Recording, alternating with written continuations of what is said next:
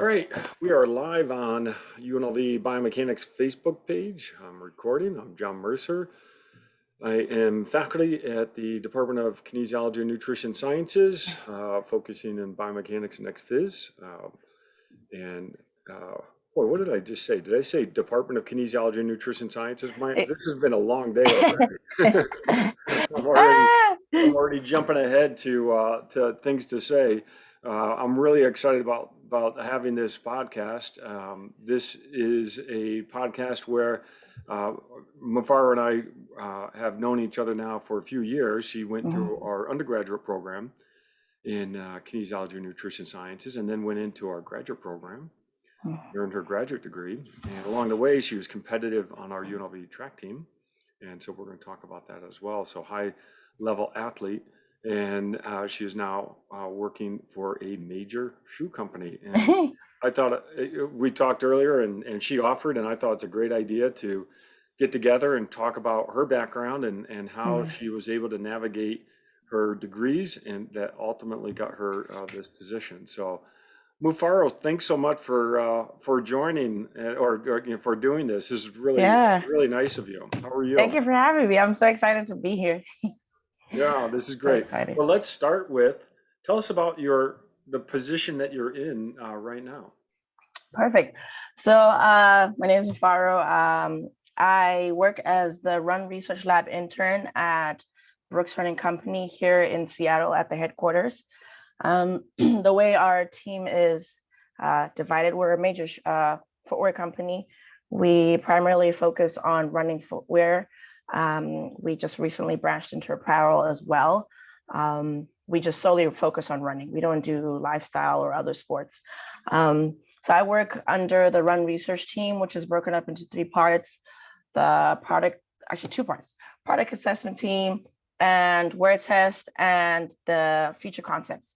So I work under the product assessment team.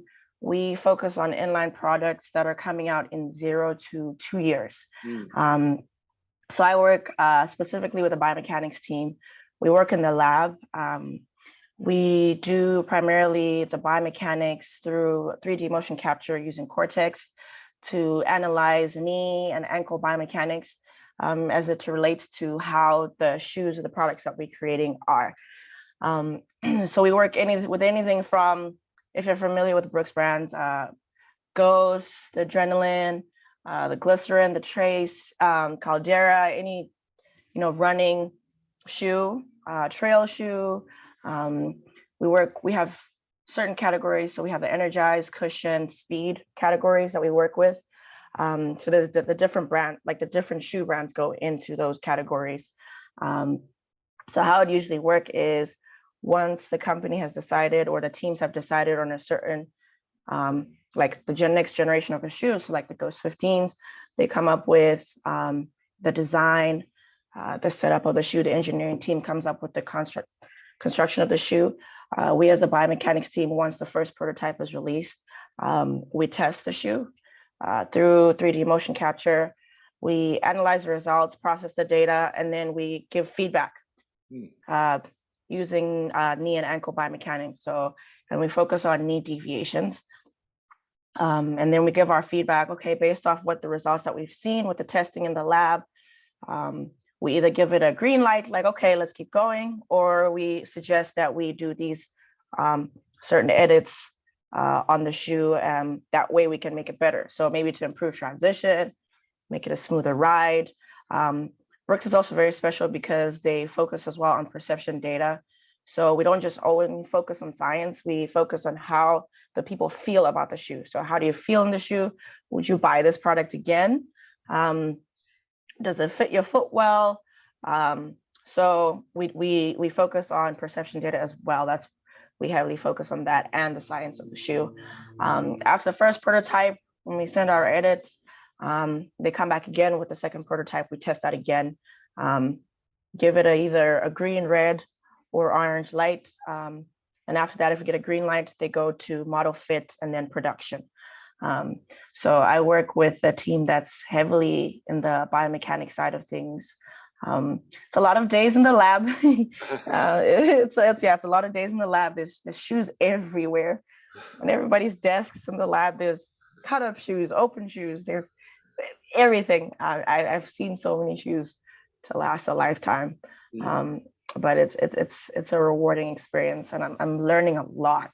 And that sounds like a really neat job. And yeah, I imagine your shoe anatomy is probably really good. Your knowledge It's of.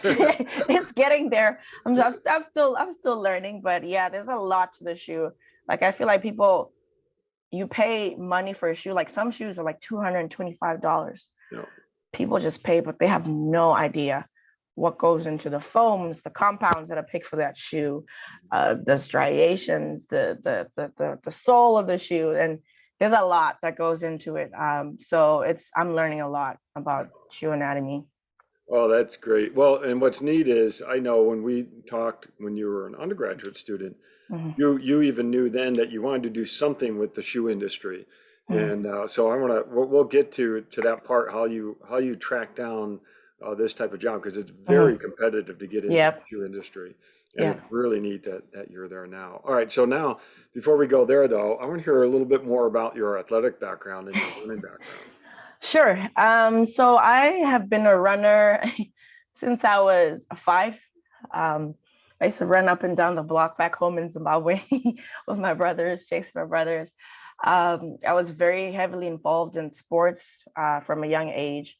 Back home in Zimbabwe, we don't have middle school, it's just junior school, high school. So junior school, I did everything under the sun. I did cross country, I did track and field, I played tennis, basketball. I played field hockey. What else? I swam. Mm. Um, and then I transitioned to high school, where I still participated very heavily in track, field hockey, tennis, basketball. Yeah, those were my main sports. I represented national team for field hockey for 6 years. I Yeah, didn't know that. that's a fun fact. I played Oh, field. Yeah, I played field hockey for Zimbabwe for 6 years, um, and I ran track for Zimbabwe as well for no. 3 to 4 years. Yeah. Um, and then I played tennis statewide for a bit, um, and then come graduation time from high school, it was a toss up between field hockey and athletics and track and field. The goal was to get a scholarship to come to the US for sports. Um, but I wasn't sure if I wanted to play field hockey or if I wanted to do track. Mm. But I think I'd reached a point where I was kind of tired of field hockey. It had been a long journey for me, and my heart was really in track. Like I felt the best. I felt great. I felt No, confident when I was on the track, no, lacing up my spikes. So I decided to put my field hockey dreams aside no. and pursue track and field. So then I went to Truman State University in Missouri for my freshman and sophomore year. I went there on a track scholarship um, to run. It was a Division II. Ran track and field there. It was completely different than what I'd experienced in high school. No. The weather conditions were tough. Culture shock was hard. We had a distance coach, so I didn't have a sprints coach. So it was tough. So that's the first time I actually started to have injury issues, Mm. my problems with my hamstrings. We did a lot of distance workouts instead of like actually sprint focused stuff. Yeah. The program was not working for me. And I knew in my heart of hearts that I was meant to be in a Division I school. That's where I was set to be. Only because of circumstances and finances could I only go to a Division II, and also recruiting process for international students is completely different than people who are out here. I only go to.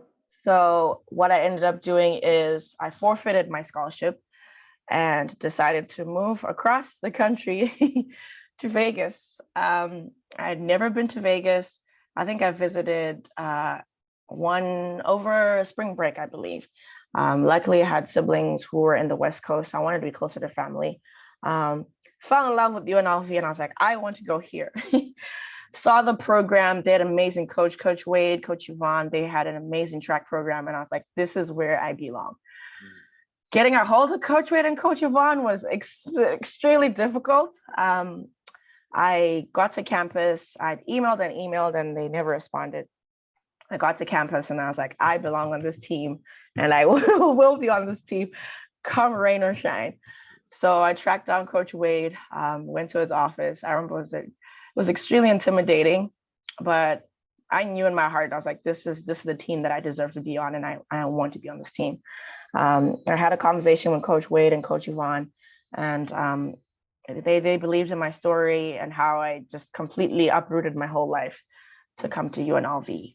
At that time, I just torn my left hamstring, so I was still in rehab.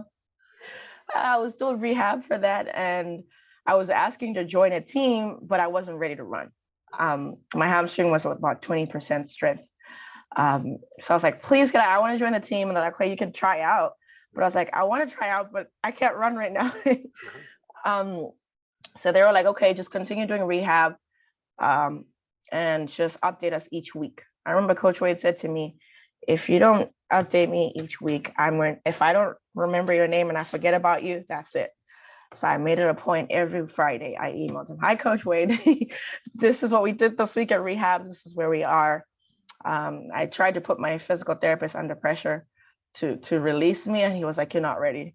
Mm-hmm. I was released on the last day of the fall semester. Mm-hmm. So I completely missed that preseason. So then I started with the UNLV track team in the spring of 2018, I believe. Mm-hmm. Yeah, it was spring 2018. And I didn't compete that season. It was just getting back in shape, competing being on a Division I team, which is completely different. Everybody's amazing good. And it's a dog-eat-dog world in Division I.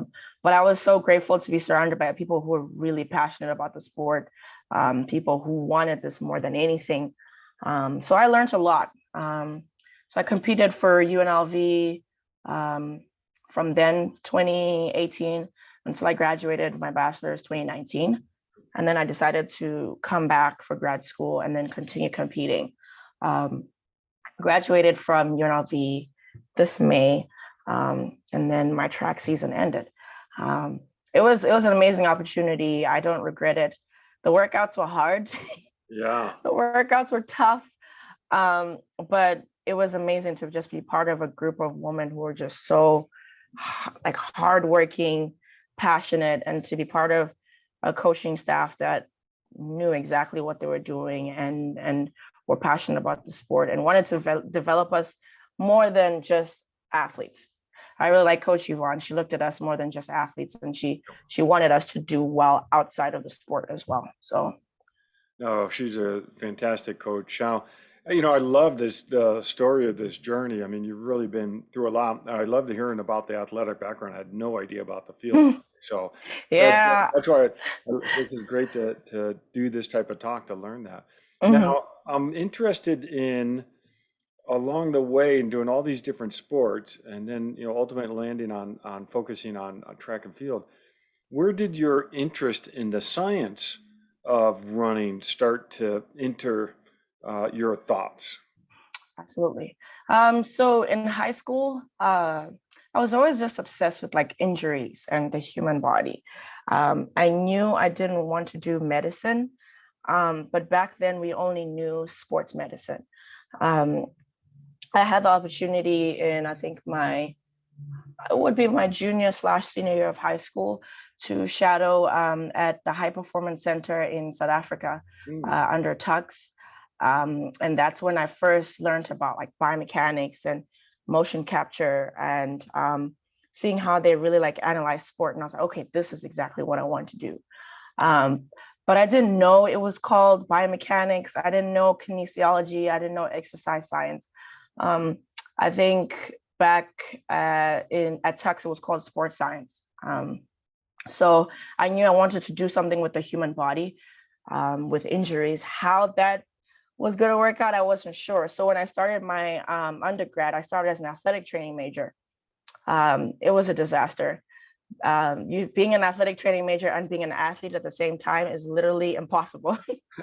I remember my first day of class, my professor was like, how did you get into this program? Because usually we don't allow people who are athletes to be athletic training majors. And I was like, I don't know. I'm here.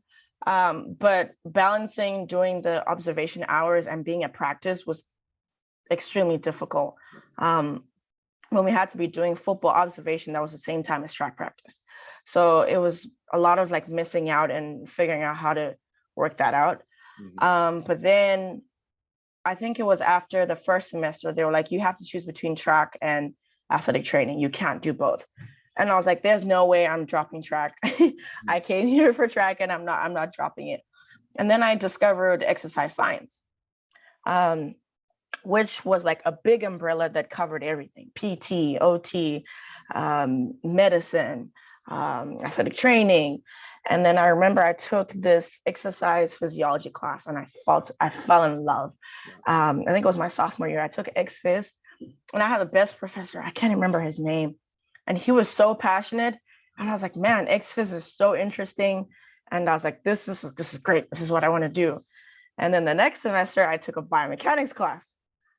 Class was so difficult. Wow, probably one of the most hardest classes I've ever taken. But I was like, man, this stuff is so interesting. It was more like physics and anatomy, whereas ex-phys was more biology and anatomy. So I fell in love with both. But then I realized that they both kind of just go in opposite directions. So when I transferred to UNLV, they had kinesiology. So it wasn't exercise science anymore. It was now kinesiology. That's when I met you. And you were into footwear biomechanics and cycling and running. And that's when I started like seeing how people were doing research and seeing how the PhD students were working on their research programs. I fell in love with footwear, which is kind of weird. How I fell in love with footwear, I still don't know to this day. But it was also just, I think from my experience as an athlete, at Truman, my coach had us do blocks in our running shoes. And that didn't make sense to me. And I was like, why are we doing blocks in running shoes when we compete in spikes? Why would we come out of blocks? And I transferred to UNLV and we did blocks in spikes. And I think if you remember, that's when that project that we did that summer, looking at, block starts with running shoes versus spikes. And it's like, it's those little like seeds that planted in my mind. I was like, okay, this is what I want to do. I want to do footwear. And then I think I went on YouTube one day, or was it LinkedIn? And I saw a video about the Nike Sports Research Lab. And they were doing research on, I think it was a basketball shoe or it's a spike. And they were doing like motion capture. And I was like, oh yeah, this is it. I want to do this. How I was going to get there, I had no idea. But I love that I was able to marry what I did as an athlete and what I was learning in class together. So I felt like I was at the perfect spot, at the epicenter of grabbing knowledge from both sides, of experiencing the product and shoes as an athlete, and then seeing it from a lab perspective and learning about it in biomechanics. So that's how I ended up falling in love with footwear. Well, I love it. That's so many great points in there that, certainly if students are listening, it's great to pick up on some of this. One is the drive that you have as an athlete carries over quite nice to your academic career and doing Absolutely. things, beyond just taking classes, going and connecting with the High Performance Center of South Africa, which is an excellent center. I've always wanted to visit it. So, It's I mean, amazing. that's amazing that you did that. And then, even connecting with faculty to try to understand what they're doing. Yeah.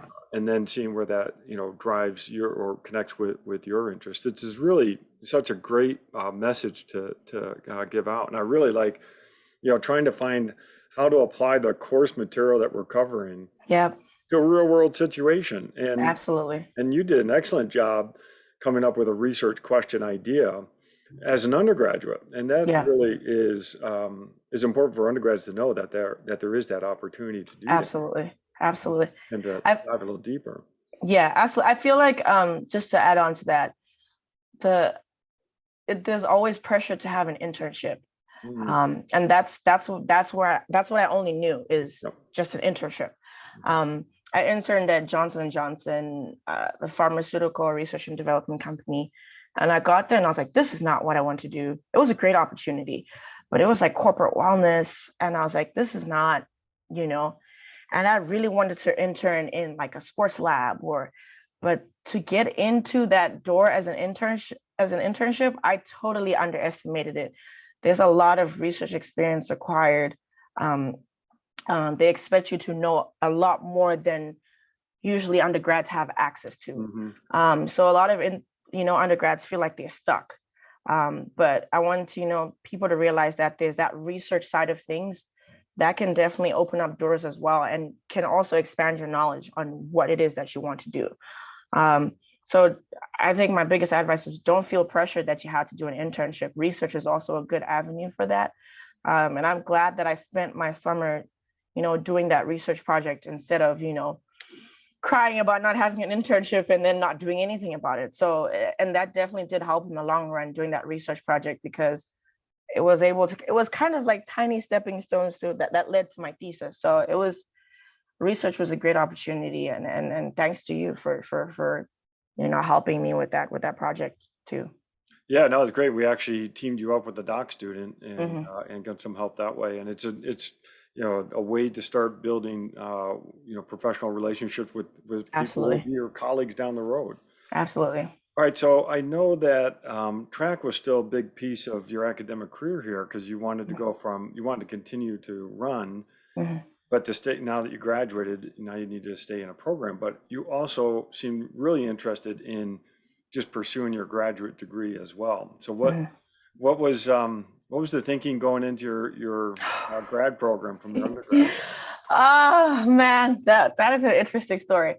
So I think it was frustration is what I felt the most after graduating undergrad. I think also being an international student played a big piece in why I decided to go to graduate school. So when I graduated, graduate school wasn't really in my mind, if I'm being completely honest. I thought that I had the necessary skills to immediately go into industry. I knew that I wanted to go to industry. I knew I wanted to work in like a sports research lab, doing the biomechanics and being in the thick of it. But little did I know that what was required to be in those industries was a lot more than what I had. Whereas that lab experience, that research experience, knowing how to actually operate the 3D motion capture machinery and I did not have any of that experience. So when I applied for those jobs, I think it was my senior year, I applied for those jobs. I got rejection after rejection. I cannot tell you how many rejection emails, rejection letters I got. And it was shocking. I was like, oh my gosh. So as an international student, after you graduate, you have to go in what's called an OPT, and you get 90 days to find a job. If you do not have a job in 90 days, you either have to leave the country or you need to go back and be a student and go on an F1 visa. So I think I didn't get the jobs that I wanted. And it was kind of a panic mode. It was that last final like 3 weeks of college. And I remember I was taking Dr. Jonan's anatomy class too during that time. And I was like, oh man, I have no job. And I knew I didn't want to work anywhere else. And I was like, I do not want to settle and work do physical therapy or doing anything else. I was like, I know I want to be in this industry and I will not settle for anything less.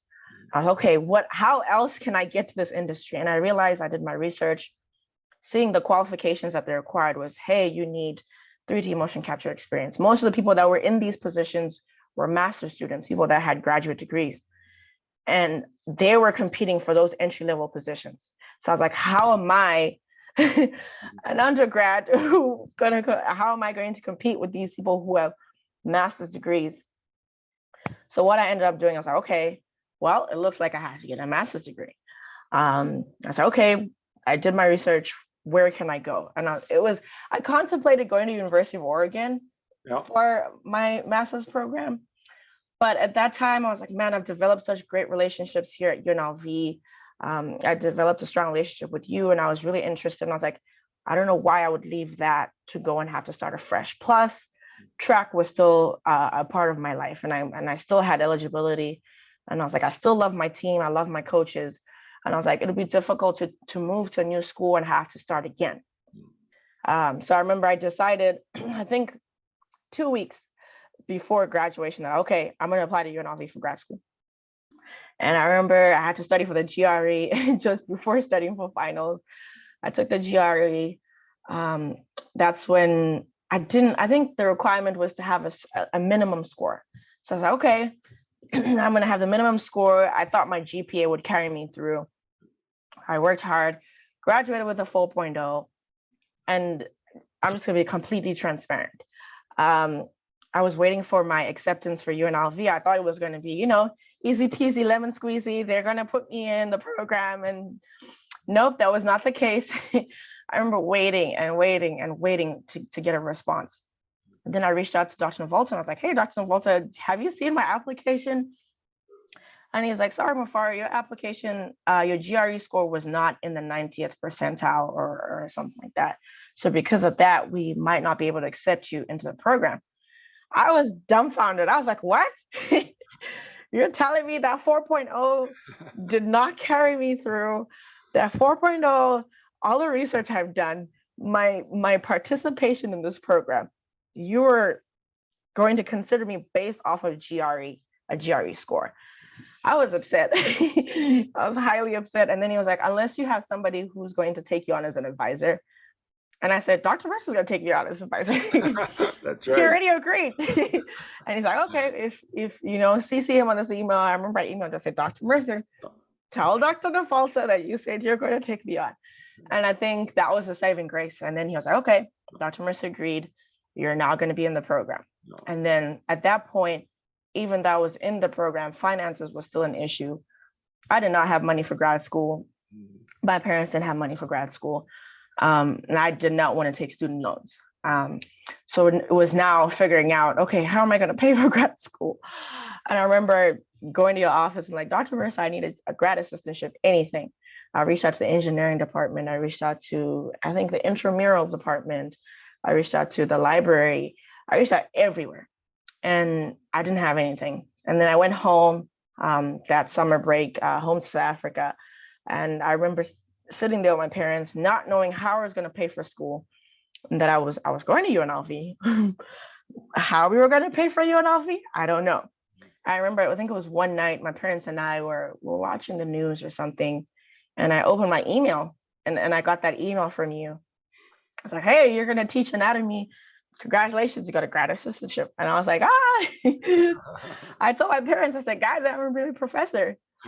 And they were so chuffed. And I was like, okay, great. Now I can really begin my journey towards, my career. And I think this time I was a lot more intentional. I think in undergrad, it's very easy to just go through the motions. I just want to graduate and get it over with.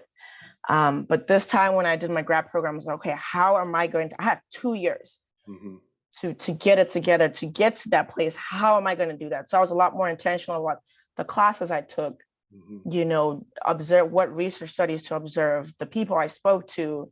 I wasn't just going through the program for just going through the program. It was every little step was calculated. And I think that's how I got to where I am, which is very happy. Long road, but we're here. We're here now. What a great, story and great advice. That persistence is so important. And, one, it's great for me to hear the stress that you were going through because you didn't show it with me when we were talking. So you were very, very professional and always good. And so, yeah, it is stressful though. Yeah. And, I think a lot of our students, when they get done with the, kinesiology Bachelor of Science degree, they may run into that same frustration because it's not always clear what they can do. Absolutely. But I love it the way that you're looking at this is, one, making sure that you're getting the experiences you need. Absolutely. But you only know that when you identify that path. And that's what I like, that you identified that path early on. Absolutely. And then we're able to come back into the grad program and then really be very purposeful with getting experiences so your application would be near the top. And And what a great way to approach the grad program. And getting into a grad program is a little different than getting into a bachelor's program. Absolutely. Yeah. I say I realize it's everything. It's not Yeah. just it's not just your GPA. It's Yeah. everything. Right. I think the biggest mistake is don't be naive like I was and just thought, hey, I'm just gonna get in based off of Mhm. my GPA, Right. Right. be prepared for everything. Yeah. And I think I like that you mentioned know what you want to do prior to your senior year. I think it's very important for juniors to know exactly where they want to be. Because a major like kinesiology, it's a big, like I said earlier, it's a big umbrella.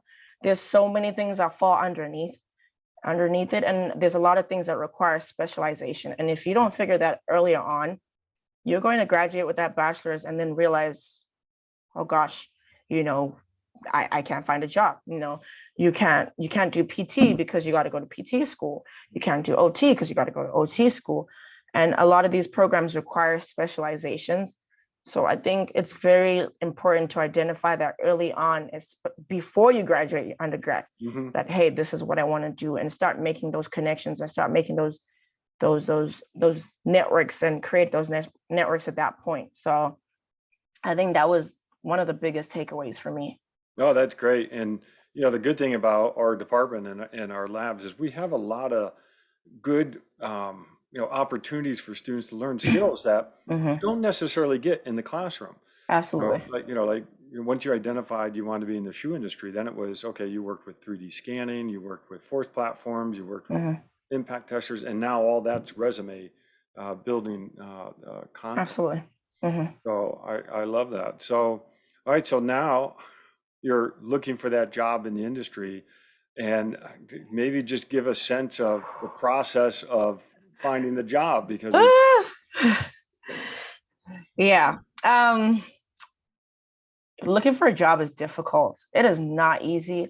And looking for a job through a pandemic, oh gosh, times two. I feel very, not very, but I felt very sorry for the people who graduated in what year are we in now? 2021? Yeah. Those who graduated in 2020, just before those who graduated just after the lockdown. I can't imagine how difficult it was to find a job during that time. But I think for me, the journey that I took, I think it was a moment I had an epiphany, and I think it was just my final year of my grad program. And I just realized I was like, hey, applying for a job, just, typing out an application and submitting it, that's not going to work, And I started talking to a lot more people. And I remember I did I spoke to a Google recruiter, and we hosted a Google panel with the athletic department and everything. And they gave us some solid information. And they were telling us as recruiters that, hey, we get 300 applications. Yeah. Out of those applications, maybe we'll look through 50, right? And then we'll pick our 5, we interview our 5, we pick our 1, that's it. You could be applicant number 51, and you could have the best resume, and they will not get your resume, right? And then that's it. You've missed out on that opportunity, right? You can't just submit your application and be like, all right, I've done my part, and expect the job to fall in your lap. So I think the biggest thing, and I'd have to give credit to my brother for this, he really shone a light and gave me the best advice, is networking. I cannot stress this enough. Networking is important. And networking is not just, showing up in rooms and saying, hey, my name is Mufaro, and this is what I do. Networking is persistency. And I remember from day one, it was just cold emailing people. So I upgraded my LinkedIn to LinkedIn Premium. I think it was the $60 one. That only gave me 15 emails. I could only email 15 people. So I did my research. I found specific people who were doing what I wanted to do. So I was like, okay, so-and-so from Puma works in the lab. So-and-so from New Balance. And I read all their bios. Okay, how did they get to where they go, what they got? And, I crafted my email. I emailed those people on LinkedIn, cross my fingers. I also went on the internet. I don't know if this is illegal, but I looked for their emails using some very interesting ways to get their emails. Some of it worked, some of it didn't. And I emailed them, hey, my name is Mufaro. I noticed that you do the engineering at New Balance, and I'm really interested in learning about how you work with your product and how you use motion capture. I was using very specific words and tailoring what they've done on their LinkedIn, to show that I know what they do and how can I apply that to what I do. I was like, I'm a student at UNLV, I'm a biomechanics major, this is where I want to be. I'd appreciate 20 minutes of your time for a phone call, just to introduce myself to you and to learn a little bit more about what you do. People love to talk about themselves. So as long as you show interest in what they're doing, people are always willing to help. People in the industry, I think one thing they said to me is that students don't reach out enough because they're scared or they think they're not going to get, but they want to talk about, they want to teach people what they do. But people just need to, go out and grab those opportunities and reach out to those people. So that's what I did. I sent emails and emails and emails. And it's crazy because some people didn't respond, and that was okay. Some people responded, hey, Mufaro, I'd absolutely love to have, talk to you for 20 minutes. Had it been in person, maybe I'd have been able to sit down and have coffee with them. But, we're now in an online era. So it was either, a phone conversation or a video or FaceTime, whatever worked for them. And on those phone calls, I made sure I was very intentional about what questions I asked. It wasn't just okay, I'm going to pick up the phone and have a general conversation. It was, okay, so tell me a little bit about this position. I noticed that you worked here. Tell me about the transition from that company to that company. Why did you move? Tell me about the skills that you had acquired from doing this job. And based on, what you know now and the skills that I have, how can I leverage the skills that I have to get to where you are? I was very intentional about the type of questions that I asked. And a lot of them, I learned so much. I didn't know that much about the footwear industry. I learned about developers. I had no idea what a footwear developer was. And I was like, oh, that's really interesting. They touch the product from start to finish. It's people management, it's product management, but they know everything about the shoe. I met engineers, I met people who are in the business side of things, marketing. Some calls, helped, some didn't. So it was a lot of, hey, thank you so much, but I feel like you should speak to this person. So I got referred to a lot of other people, and it was just following a trail. So I spent the whole of my final year of grad school just calling, calls after calls after calls. I think I have this book right here. If I tell you how many notes are in here, just conversations after conversations. And it's crazy. That's how it led me to Brooks. I met this, I think I was on LinkedIn. I researched and I found this lady. Her name was Dana Forrest. Turns out she was your student. That's right. And I was like, hi, Dana. My name is Mufaro and I go to UNLV. I noticed that you went to UNLV too. I didn't know that you were an advisor at the time. And I was like, we did the same program. And, I'd really love some of your time, to talk to you. And she was at Adidas then. She's still there now. We had an amazing conversation. And she was like, yeah, Dr. Mercer's my advisor. She's like, say hi to Dr. Mercer. And I was like, oh my gosh, he's my advisor too. And we spoke and she told me about her thesis. I told her about my thesis and how I got to where I'm going. And then it was great conversations. And it was nice to see, a woman in the industry, because in science, especially in STEM, it's very male dominated. So it was very inspiring to see her in that position. And then she referred me to her mentor. She used to work at Brooks. Dana worked at Brooks, then she moved to Adidas. She referred me to her mentor who works at Brooks. His name is Zach Boteo. He's there now. So I reached out to Zach. We had an amazing conversation. Zach works in the engineering department. Finally met him in person at the HQ the other day. I was like, hi, Zach. So we had an amazing conversation. We spoke about shoes. We spoke about books. I think we spoke about Born to Run and the whole barefoot running.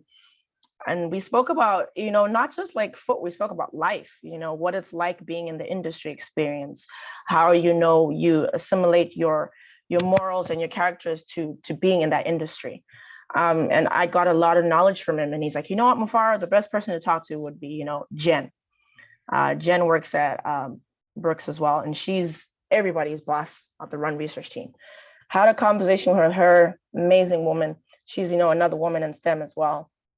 Then that was that, right? The conversation happened and I was like, all right, I've done my part. Fun fact, I actually applied for the wear test analyst position in January and I didn't get accepted. I got rejected. Months later, I spoke to Jen. I think it was March, somewhere there, April. I think 3 weeks later, she reached out to me out of nowhere. Hi, Mufaro. We have this position open. She thought about me. We have this position open, and I'd love for you to apply. It's not a full-time. It's a 6-month internship. I know you wanted a full-time. And I said, absolutely. It's an opportunity, and I will not turn down an opportunity. You know, this is Brooks. And I applied, and she's like, I put her down as my referral, and boom, I had an interview with her and Hannah. That interview went great. Then I think within 30 minutes, I was emailed for a second interview. I interviewed with those who would be my teammates. Interview went great. And then I waited a couple of days, I heard back. Like, okay, hey, Mufaro, we've accepted you as an intern. Even better, we're going to offer you a full-time, right? That was music to me. I was so happy because Dr. Mercer, my biggest goal was I was going after job security before I graduated. I told myself, I do not want to graduate without a job and have to have that 90 days and panic, you know. So I got that job. I think it was about a week and a half before my thesis defense. Okay. I got the job. I was excited and everything. And I was like, oh, great. And then complications happened because I'm an international student and like H-1B processes and visa sponsorship.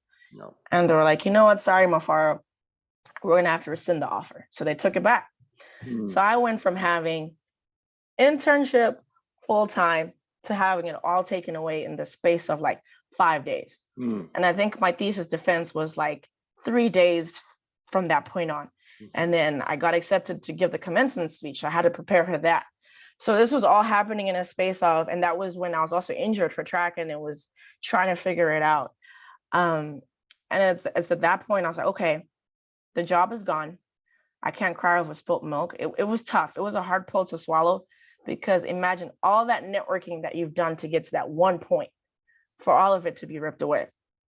And I was like, okay, I'm just going to keep chugging along. I'm going to keep networking, keep talking to people, keep telling them about my thesis. I did my thesis defense, still met some amazing people from Adidas, Nike. And I was like, I'm just going to continue building my network. So graduation came. I had no job. I remember being in the back rooms prior to giving my commencement speech, and all the higher ups were there. They were all asking me, so what's happening after this? I remember not having an answer, and I was like, I don't know. Had I had that full time, I'd have been telling you that I'm moving to Seattle to start my full time at Brooks, but I don't have that anymore. So it was a lot of and I told them the truth, and I was like, hey, this is what happened. I don't know where my future lies. I don't know where I'll be 2 weeks from now, but I'm just going to continue doing the work. I'm going to continue networking. Whatever comes out of that, I've done the best. I've done the best that I can. And I know my hard work will not go unrewarded. So I think I got to June, my EAD card came out, my employee authorization card. I immediately reached out to Brooks and said, hey guys, my card is out. If you guys have another position open, I still would love to work. And it was crazy because it was like clockwork, because they had just, they were just about to interview for the Run Research Lab internship. So the general was like, yeah, this is perfect timing. I interviewed with my now boss, my now manager, Evan. And it was a great interview. It was supposed to be like 30 minutes, turned into like an hour 5. We spoke about shoes. I remember he asked me, like, what's your favorite shoe? And I was like, I was not expecting that. We talked about shoes and we talked about volunteering and we talked about the community service and how we've done Goody Two Shoes Foundation. And we spoke about life, And that's one thing I love about people at Brooks is it's not just about, work. It's they're invested in you as a person. And then a week after that, I got, they extended offers to me to work as a Run Research Lab intern. I mean, it's not a full time, but in the grand scheme of things, I'm actually doing something that I really wanted to do. Yep. So the initial position was wear test, which was more like the QA side of things. So this would have been completely different. Mhm. Now I'm in a position where I'm actually doing the stuff that I, studied in grad school. Now I'm doing motion capture. I'm doing biomechanics. So, it's crazy how life works. I was so frustrated when the job, was taken away from me. But I think, God had a bigger plan because he didn't position me to be in the position where I actually am supposed to be. So, that's how I got to Brooks. I think networking, I can't, vouch for yourself and It, show interest. so this is such a great story for people to hear because your persistence and desire really show up here, and it really does take persistence, and Mm-hmm. it does take desire to Mm-hmm. track down that job that you want. And I love how Mm-hmm. you said you weren't going to settle, Mm-hmm. and instead you were really interested in pursuing the type of job that you're in right now. And Right. I really applaud you for the way that you handled these ups and downs. Because again, when any of our interactions were always positive, and you nailed your thesis defense. I mean, that was really Thank you. outstanding. Thank you. And along the way, you picked up a lot of skills, and I'm sure Mm-hmm. that certainly worked in these conversations that you were having with the different shoe industries. So, and Absolutely. really just this great message though of getting out, networking, and putting it out there, and all the background work that you did Mm-hmm. for each person that you met. This is such great advice, because Mm-hmm. at the end of the day, the companies want to hire someone with experience and knowledge, no doubt. Mm-hmm. Mm-hmm. They also want to hire good colleagues and people who have a passion Absolutely. for the topic. Mm-hmm. And Mm-hmm. sometimes the passion for the topic and a good colleague can almost overcome some of the experience that maybe isn't there. Absolutely. I remember my manager now, he said to me in our interview, he was like, I can teach, I can teach technical skills. I can teach you technical skills every day, Mhm, any day, but mhm. I can't teach you curiosity, right? I want you to be somebody who's constantly trying to learn information. And if you have that, you will go far. Yeah. And I can't remember who said this to me, but people don't hire people based off of course they do off of technical skills and your qualifications, but they want to know, can they spend 8 hours of the day with you? Yeah. Can they tolerate you? Can you be a good work colleague? Mhm. So I think above all, like having the technical skills is great, having all that, but you just got to be a good person. Yeah. you know you just got to let your character shine through. What's for you will be for you, what's not for you will be not for you. You're not for everyone, and everyone's not for you. Some company environments are for you, some are not. So I think the biggest thing is just to be yourself. Mhm. Vouch for yourself, and those who see that, genuinely see that, they will give you that opportunity. So I think that was the biggest lesson, and that's something I'm still learning today, is just being myself at work. And people want to know you for you. They can teach you the technical stuff, they can teach you how to do that at any point, but you can't learn curiosity. You got to have that. That's got to be deeply like ingrained and deeply rooted in you. So Oh, that is a great message, and you really characterize that even going back to your undergrad days, because you were always one to hang around after class asking a deeper question, and you right. weren't just asking a question for hey, what's on the test. You're like, well, what happens when this happens? And it Mm-hmm. was a much more curiosity and Mm-hmm. passion that you had for the topic. And boy, I encourage students to have that with their faculty and instructors because they can be a great resource to sort of try out different ideas and Absolutely. see what you like and what you don't like. So, Mm-hmm. Mm-hmm. Absolutely. And I think like people shouldn't be afraid to reach out. I mean, the worst answer you could get is no. Okay. You've gotten to know, you're not going to die, move on. There's always somebody who's going to be willing to teach yeah, and impart knowledge. People love doing that. People love to, share about what they do. And yeah, so reach out, like, yeah, just, hey, I want to know what it's like to be a developer at Adidas.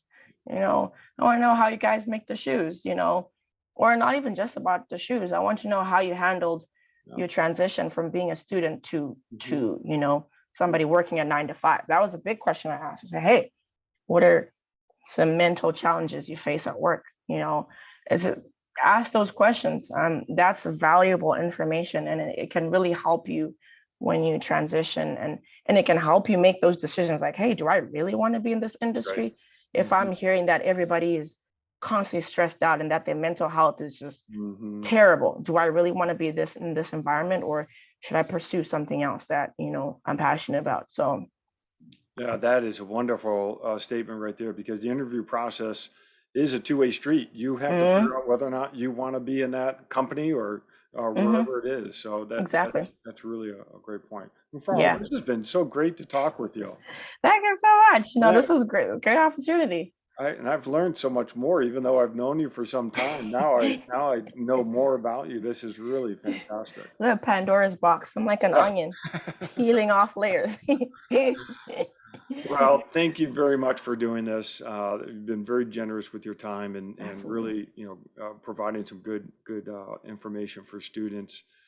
So thank you very much. Thank you. And if anybody ever wants to, you know, reach out, yeah, you could give them my information, Yep. my email, my LinkedIn, Facebook, Instagram. If anyone needs help, I'm not a professional by any means. I just was kind of chugging along, but you know, if you ever need any advice or just want to talk about the frustrations of being in college and not knowing what you want to do, I'm your girl.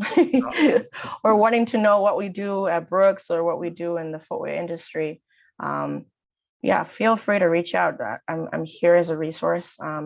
And I miss UNLV so much. Yeah. Well, I still follow President Woodsfield's emails. Like I'm every day I'm in my UNLV email, just like, what are they doing now? that's good. So you know, I'm still very much invested Yep. in the school, and anywhere I can help, I'll definitely be there to support. Awesome. Well, thanks so much. Have a good rest of the day. Okay. Thank you so much, Dr. Mercer. This All was right. great. All right. Bye, guys. Thank Bye. you. Perfect.